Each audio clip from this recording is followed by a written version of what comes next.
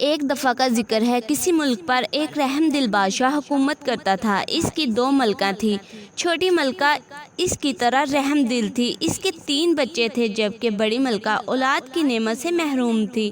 بادشاہ چھوٹی ملکہ اور اس کے بچوں سے بہت پیار کرتا تھا، جس کی وجہ سے بڑی ملکہ چھوٹی ملکہ سے حسد کرتی تھی۔ ایک دن اس نے اپنی سوکن اور بچوں سے نجات حاصل کرنے کے لیے سازش تیار کی، جس کے لیے محل کے ایک ملازم کو بھی ساتھ ملا لیا۔ ایک روز جب تینوں بچے باغ میں کھیل رہے تھے اور اس وقت وہاں ان کے سوا کوئی نہیں تھا، ملازم بچوں کے پاس آیا اور ان سے کہا، آؤ میں تمہیں پورے باغ کی سیر کراتا ہوں۔ بچے بہت خوش ہوئے اور ملازم کے ساتھ چل دیے۔ وہ بچوں کو باغ کے دوسرے کونے میں لے گیا، جو محل سے کافی فاصلے پر تھا۔ وہاں اس نے پہلے سے ہی ایک بڑا گڑھا کھودا ہوا تھا۔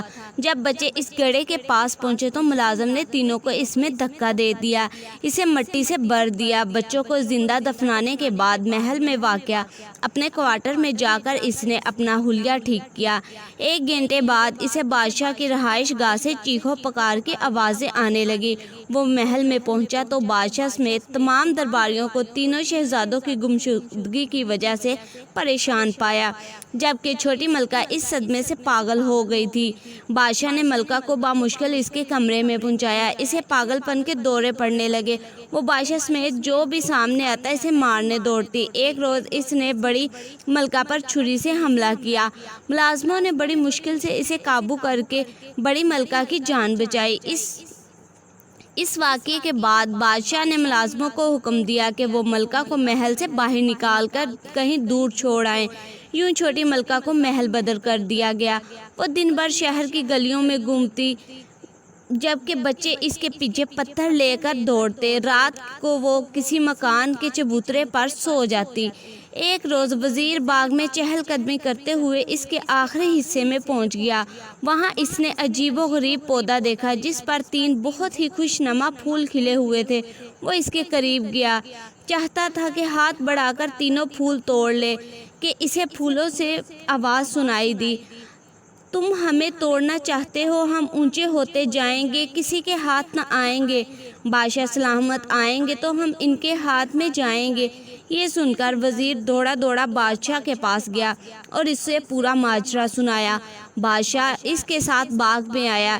اسے بھی یہ تینوں پھول بہت پیارے لگے۔ اس نے اس سے پہلے کہ اس طرح کے پھول کبھی نہیں دیکھے تھے۔ اس نے پودے کے پاس پہنچ کر پھول توڑنے کے لیے ہاتھ بڑھایا ہی تھا کہ ان میں سے آواز آئی، ہم اونچے ہوتے جائیں گے، ہم کسی کے ہاتھ نہیں آئیں گے۔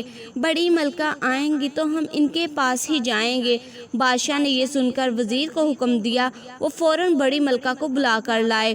وزیر محل میں گیا اور ملکہ کے پاس جا کر اسے ساری بات بتائی اور اسے بادشاہ کے حکم کے بارے میں بھی بتایا۔ بڑی ملکہ یہ سن کر بہت خوش ہوئی۔ پھولوں نے اسے بلایا ہے۔ جب بڑی ملکہ پھولوں کے پاس گئی اور انہیں پکڑنے لگی تو پھولوں میں سے پھر آواز آئی، ہم اونچے ہوتے جائیں گے، ہم کسی کے ہاتھ نہیں آئیں گے۔ چھوٹی ملکہ آئیں گی تو ہم ان کے ساتھ ہی آئیں گے۔ بادشاہ نے یہ سنا تو وہ بہت پریشان ہوا، کیونکہ چھوٹی ملکہ کو محل سے نکال دیا گیا تھا۔ بادشاہ نے اپنے ملازموں کو بھیجا کہ وہ ملکہ کو ڈھونڈ کر لائے۔ جلد ہی چھوٹی ملکہ مل گئی اور اسے باغ میں لایا گیا۔ جیسے ہی چھوٹی ملکہ نے پھولوں کو ہاتھ لگایا تو وہ پھول بچوں میں تبدیل ہو گئے۔ چھوٹی ملکہ اپنے بچوں کو دیکھ کر بہت خوش ہوئی۔ بادشاہ نے جب بچوں سے تفصیل پوچھی تو انہوں نے بتایا کہ انہیں ملازم یہاں لایا تھا اور اس نے ہمیں گھڑے میں پھینک کر زندہ دفنایا تھا۔ اسی وقت یہاں سے ایک پری گزر رہی تھی، اس نے ہمیں پھول بنا دیا اور کہا جب وزیر یہاں سے گزرے گا تو اسے یہ کہنا۔ یہ سن کر بادشاہ نے ملازم کو بلایا اور اس سے پوچھا کہ تو نے ایسا کیوں کیا؟ اس نے بتایا کہ یہ سب اس نے بڑی ملکہ کے کہنے پر کیا تھا۔ یہ سنتے ہی بادشاہ نے حکم دیا کہ بڑی ملکہ اور ملازم کو اندھے کنویں میں ڈال دیا جائے، لیکن چھوٹی ملکہ نے بادشاہ کو ایسا کرنے سے منع کیا اور انہیں معاف کر دیا۔ بادشاہ نے بھی انہیں معاف